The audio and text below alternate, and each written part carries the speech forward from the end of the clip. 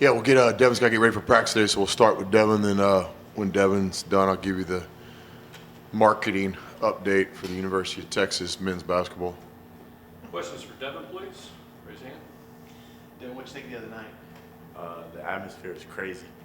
It was fun having all our students in there supporting us, and I think that really helped us get the win last night, the other night. And coming up tomorrow, I think everyone should come out again and support us just like that. It really helps us. Yeah. Do you feel like this stretch of games is really has the team working together and growing together like you hope it will? Absolutely. We go game by game, leave the past games in the past, and move forward and learn from them. We keep getting better every game, and that's the goal, to keep getting better. How have you felt yourself get better throughout the season? Excuse me, so what? How have you felt yourself improve as a player throughout the season?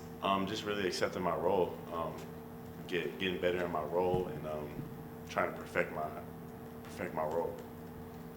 In from your perspective, what is that role in the team? What's your job?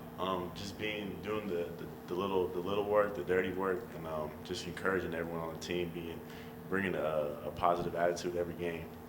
Devin, is there a difficulty in that though, because you're not starting playing 35 minutes a night? I mean, obviously everybody wants on the floor, but is there a difficulty in that for you at all? Absolutely not. I'm playing basketball, the game I love, so I'm having fun.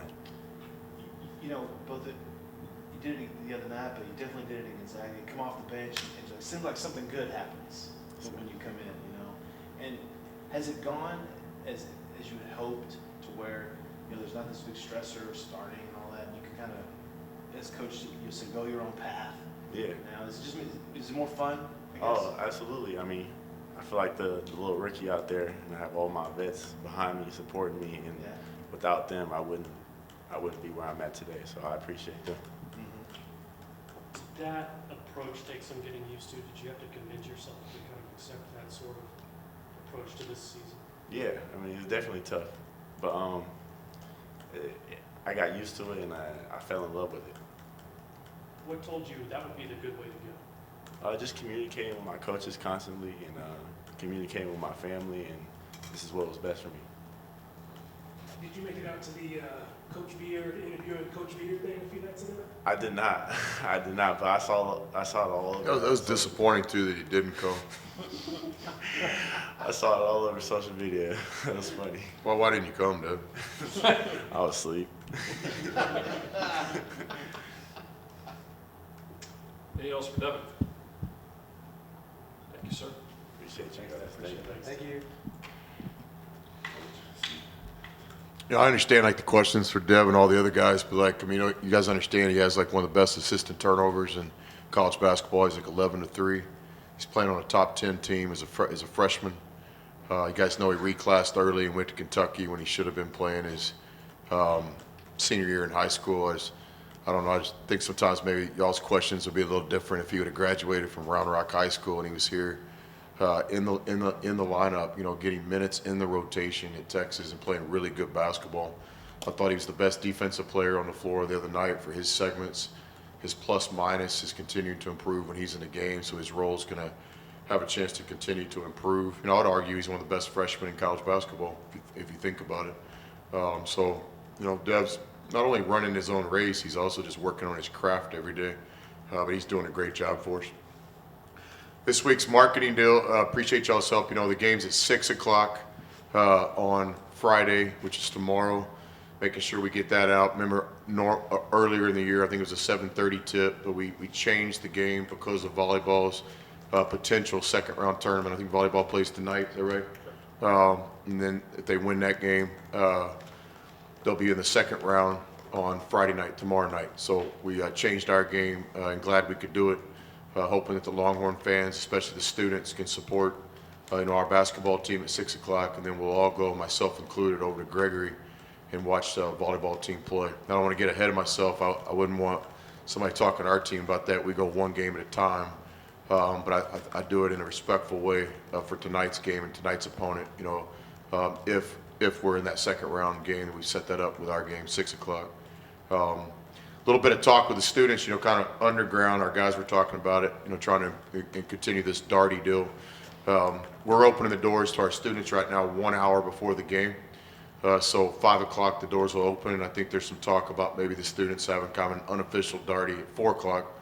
Our students all go in the same door. I think it's door E and double E here at the Irwin Center. So just encouraging all our students to get to the game early. Right there at that E double E door. Is that right, Lauren?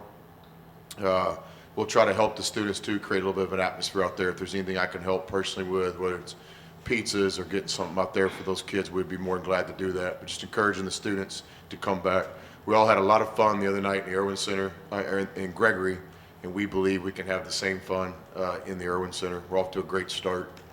I wanted to mention Devin, and then wanted to mention tomorrow's game. The other thing is we're getting to that time of year in the schedule, as you guys know, our student body, when the students start finishing up the finals, the campus kind of clears out a little bit, and we have a lot of games beginning, I think, December 14th and one before Christmas, maybe on the 22nd, 21st, which one?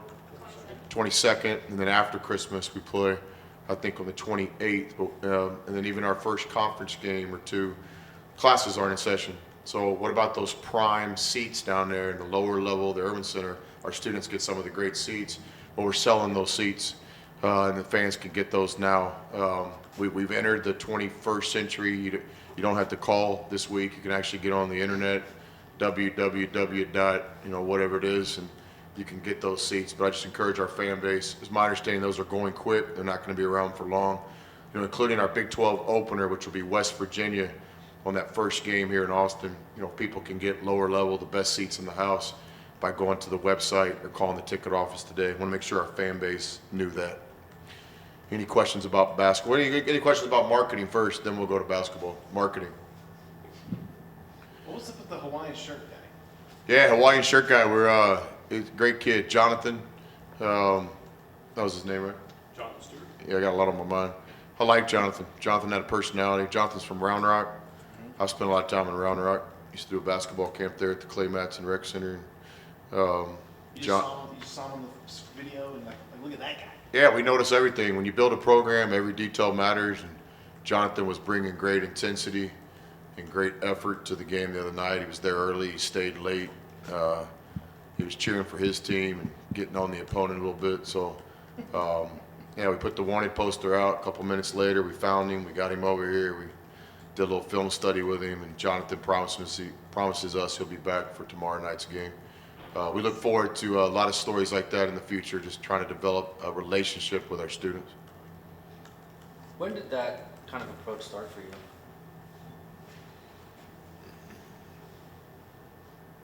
First year in coaching, I was a graduate assistant at Incarnate Word College at the time. Now it's University of Incarnate Word.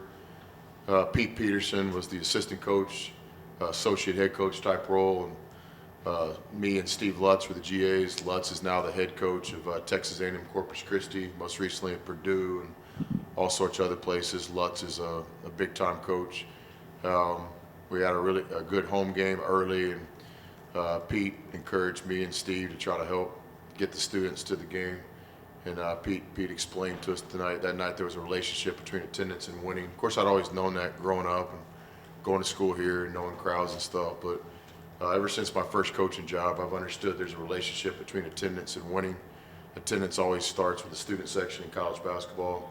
Everywhere we've coached, we've had some success developing relationships and creating a home court advantage. How have you refined that approach over the years? Each What- job, what's different now? yeah, each job's different. Each job has different challenges, different strengths, different weaknesses, different allies, different threats. You got to kind of figure it out. And so it's just all about kind of attacking it. There's some non-negotiables that we believe in, relationships. And then there's some things that are different, every game. Parking wasn't a problem at Fort Scott Community College, but we had other issues there. And so each one's a little bit different. Chris, what are some of the challenges in building not just an unselfish culture, like we're talking about Devin, about minutes and that kind of stuff, not just building that culture, but actually finding guys that believe in it in the first place? We're back to basketball. Okay, good. We're ready to roll. No, I think it all starts to me in recruiting. It's like that's why I have so much respect for my great friends and high school coaching that for the most part don't choose the players they coach. A little bit of recruiting going out there in the world of high school basketball these days, but especially at the national programs. But for the most part, you know, my coach, Coach Kunstad, it was who lived in the district, and Coach Priest, it was who lived, you know, next to McCullough. So, but in college coaching, you know, obviously we have a chance to recruit. So we try to recruit players that fit our culture. We try to recruit guys like Devin that are going to run their own race.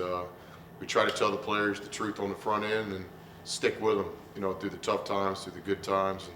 And, but a lot of it just starts on the front end. You know, like I forget who told me this. It had to be one of my mentors, whether it's Coach Knight or Coach Barnes or somebody. But it's like, you know, like, you're not going to change a lot of people. Like, you know, if a kid's a selfish player before he gets here, then I don't have no magic wand to turn him into, you know, a team player all of a sudden. So a lot of it starts in recruiting. We try to identify the people that we think that'll fit our culture best. Chris, looking at some of the defensive numbers from the Big 12 overall, you guys appear to be on the right track. In which one, number one in scoring defense, assist turnover ratio doing really well. I mean, what have you liked so far? First 6 games, half dozen games so far. I think above all with our defense, what I've liked is the willingness of the players to embrace it, to understand that we have no backup plan. We don't sit around talking about, hey, if we're really good at A, B, and C, we can make a Final Four, and A, B, and C isn't defense. We got another plan. I think the players understand we have to guard, and you know, I think we've done a pretty good job educating them. You know, you look at the team that wins the Big 12 is normally the best defensive team. The team that makes the regionals, they're the best defensive teams. We study it. You know, I think right now there's a million different ratings to look at, but defensive efficiency, we're in the top 25 in the country. It's early season. We got to clean some things up. You know, our rebounding has to get better. Our three-point defense has to get better. But we're off to a pretty good start in a lot of things. But I think the thing I'm most pleased with is our players know this. Like, Andrew Jones knows he's going to have to play defense here in a minute when we take the floor. And Trey and Marcus Carr know that there's going to be defense on the practice schedule today. And I think the guys know at the first 4-minute timeout, I'm not going to be talking about make your next shot. I think they know what we're going to be talking about. Hey, here's what we got to do to establish ourselves. So, and I'm proud of the guys for that, because everybody's come from a different background. There's different ways to play this game. There's different ways to win in this game. But our guys have done a great job embracing that we're trying to be a great defensive team. Long ways to go, but you have to have a mission. You have to have a vision. You have to be able to talk about something before you do it. And we talk about defense a lot. Are they along the lines of where you thought they'd be at this point, or wanted them to be, maybe wanted better than thought, wanted to be at this point? I think in some ways we are. In other ways, we got a long ways to go. Specifics there. I mean, I've already mentioned rebounding. I think you know, we work on rebounding a lot. Our guys understand what we want done. We're getting ourselves in a lot of situations, guys, where we'll have 4 players on the floor do exactly what they're supposed to do. Then one guy will make a mistake. Not necessarily a lazy, I'm going to take a play off mistake, but maybe tactical. Last game, Sam Houston State, number 11, was a great offensive rebounder. We knew it. He knew it. Everybody knew it. A couple times in that game, we were in one-on-one blockouts, and we tried to turn on him instead of hit. That's a tactical deal. So we're not seeing a lot of just guys taking plays off. We're seeing a lot of plays where guys have to tactically do the skill better. But rebounding is something we got to get better at, no doubt about it. When you look at perimeter defense, are you, out on the edge, are you mostly that's a guard-driven thing, or that's, I don't know if that's a Timmy and Trey, Christian can get in on that? I mean, I don't know. I mean, what do you make of that? Yeah, it's everybody. Perimeter defense, especially the way the game goes. You know, whether you get into switches or switch out necessities or transition defense, you don't always match up with the guy that you want to guard. So it happens a lot in basketball. So perimeter defense is definitely an all 5-player deal, just like post defense. You know, Courtney Ramey will get posted up this year just as much as CB or Dylan will. I think perimeter defense, we're a work in progress. Again, we have some tactical things where our feet aren't exactly where they're supposed to be, and some things like that. That's coaching, that's practice, that's we got to work on it. You know, today's our 40th practice, and we've only had these guys for so many days. And then some of it, I think, is just, again, a commitment to do it. You know, it's like Coach Saban said, you know, capable versus willing. And I think our guys are capable of playing defense, but are they willing to do it every single time, no matter what the circumstance? That's discipline to me. And that's what I'm not ready just to stamp our guys. And I tell them that too. No disrespect. I love you, but am I ready to go put my name on you guys in terms of just being disciplined, where you're going to do the right thing every single time? No. But I don't think that's any different than any other coach in the country right now. You know, when our guys are tired and there's 3 minutes left in the game, we're playing on the road, can I trust our guys to have the perfect footwork on the side? I can't do that yet, but we're working hard to earn and build that trust. Who's closest to getting that stamp? Who do you see is very near being willing all the time? Well, Avery Benson's there. I trust Avery Benson defensively. I know we keep asking you, but is how close is Dylan? Or do you have any kind of timetable or when he'll be able to play? Yeah, I think same thing. I think it's not any breaking news. I think he'll play before the conference season. He's practicing now. Doctor's doing a great job. Dylan's doing a great job. Again, guys, if Dylan was a high school football player that had a chance to play his senior night and he wasn't going to be an NFL prospect and he wasn't going to be a BCS, he would be playing. This still is a lot about him and his future too. But he's close, probably closer than it has been the last few times I've answered that question. As soon as we know he'll play, it's my goal for it not to be a surprise to anybody. If that happens, I just forgot to tell you. But you guys do a pretty good job reminding me about him, which I understand. He's a great player. I'll be asking the same question. I can't wait to coach him. I can't wait to get him back on the court. He's going to make our team better. He's already made our practices better as he's transitioned to full contact, full speed, limited reps, now almost all reps. Our team has gotten better because of him being in practice. Trey Mitchell has a pretty solid blocker, but you don't really have an elite rim protector like Tariq Allen. Do you have to change anything structurally, defensively, because of that? Yeah, first of all, I'm not ready to totally agree with that question because I think we got some guys that can do it, that are capable. We just got to figure out where the willing is. I think Christian Bishop can be a rim protector. He's an elite athlete, guys. He's not an average athlete. He's not a good athlete. He's an elite athlete. He measures out on all the NBA scales. Trey is very athletic too, like a sneaky jumper. I think he can protect our rim. You know, block shots we always kind of think of first, and obviously Dylan will impact it immediately. We got guys in different positions. Like I'm on Ramey pretty hard. Like I want Ramey to see himself like that. I think Ramey can block a shot every game. He's an NBA athlete. Yeah, exactly. Chase Febres he's embraced that and kind of added that to his game. So I still think there's a lot of season left, obviously, and I think we could turn around here, and once our guys kind of click it, we could be a shot blocking team. Rim protection comes in different ways too: wall ups, vertical jumps, fake traps. There's all sorts of other things. We're still early working on that. I think guys have got to see themselves as rim protection. And we're working hard on that in practice. It's on the practice schedule again today. 2 last ones real quick. Defensively, I know that's where the focus is on a lot of this stuff, but sometimes, like in Marcus's case the other night, does he just need a game like that offensively just to kind of clear his head from some of the stuff that, missing shots and not really scoring? Is it good just to have a game like that to kind of get where you want to be offensively? Yeah, I don't want to speak for Marcus, but I was curious when they asked that question the other night too after the game. And I don't see it like that. When you score 20 points a game in the Big Ten, you're right there going through the NBA process and you get the feedback. I think maybe for another player, maybe. I don't see Marcus as a guy that ever really loses confidence. Marcus knows he can score. I know he can score. The opponent knows he can score. And I think what Hooten was doing the other day, he was playing percentages. You can't stop everything. That's kind of the identity of our team. I wouldn't want to coach against us. When you start thinking about game plans, it's hard to kind of figure, well, we're going to do that. But Hooten, he rolled the dice and he played the percentages, and Marcus had a good game. I'm just so impressed with Marcus, how he's embracing the defensive end of the floor. His assist numbers have a chance to really skyrocket. This guy could end up leading the Big 12 in assists. And so I understand the question. I don't want to speak for Marcus. I know as a ball player, ball goes through the basket. The game gets easier for you. But with Marcus, I've never seen any panic. I've never seen Marcus is the same Marcus. There's days in practice where he has 12 assists and takes a couple shots. There's days in practice where he makes 12 shots. He really is a guy trying to chase the next win. And that's not just coaching speak. He really is. But obviously, as the year goes on, fellas, he's going to score the ball. He's going to end up being an all Big 12 player. And to do that, you know, his numbers will look different. It probably won't be the 20 points a game, but his assists, his rebounds, his defensive efficiency, his steals. I mean, he's going to fill the stat sheet up this year, in my opinion. I have a lot of confidence in Marcus.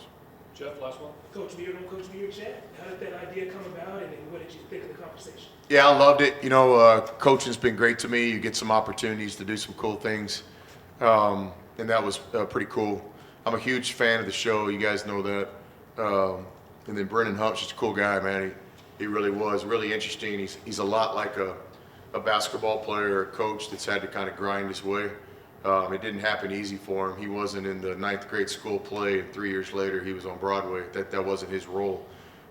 He grinded at it. You know, he was in the ground level of Chicago improv and comedy.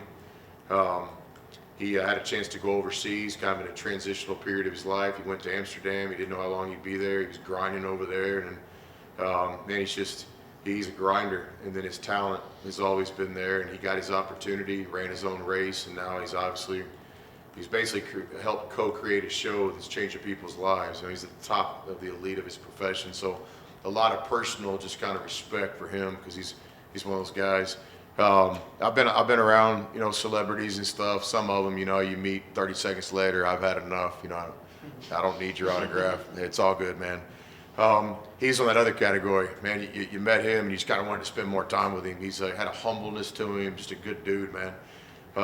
Obviously, we talked some soccer, which I like soccer. My middle daughter, Ella, is a soccer player, and I like the spacing of soccer, so that was cool. He's a sports fan. We talked a little bit of Chicago Bulls and stuff. He's also kind of a no-fluff guy. You know, I've been in some of those deals before where they call him seminars or lectures and stuff. And you're sitting next to somebody, you know they got more in them, and they're not just putting it out there. I thought Brendan, he put it out there. He spoke straight up to our students, man. He was giving them no fluff, real advice. He said a couple of things I had to kind of do a double take on. So it was awesome, man. I really enjoyed it. It's one of the coolest things I've done since I've been to Austin meeting him. Who pitched that idea? Was that you? Yeah, I don't want to mess this up. I think it was a collaborative idea. You know, we're trying to reach the students. We want to be a part on campus. We want to be a part of the student union. You know, the student union is always the center part of any college, university. You know, academic people might tell you it's the library, and sports people might tell you it's the football field, and everybody's got a different opinion. But I would argue it's that student union. Everybody goes through it some way or another. It's just kind of the focal point, and you know, we want to be a part of that area. We meet some great people through this, but our own marketing people, Lauren, and then it's my understanding, some people at the union had the idea too. So it was a collaborative effort, and if it was one person's idea, that person should get all the credit. But I think there was a lot of grouping into it. But there was one man, you know, there was one man at the union that I met the other night. He's a really interesting guy. I got his card. I'm sorry I don't remember his name off the top of my head, but he said he kind of threw out the idea, and then it kind of spiraled. But when it got to me, I was like, oh yeah, I'd love to meet that dude, man. That show's killer. That's solid stuff right there. I want to meet him. Thanks all. Appreciate it.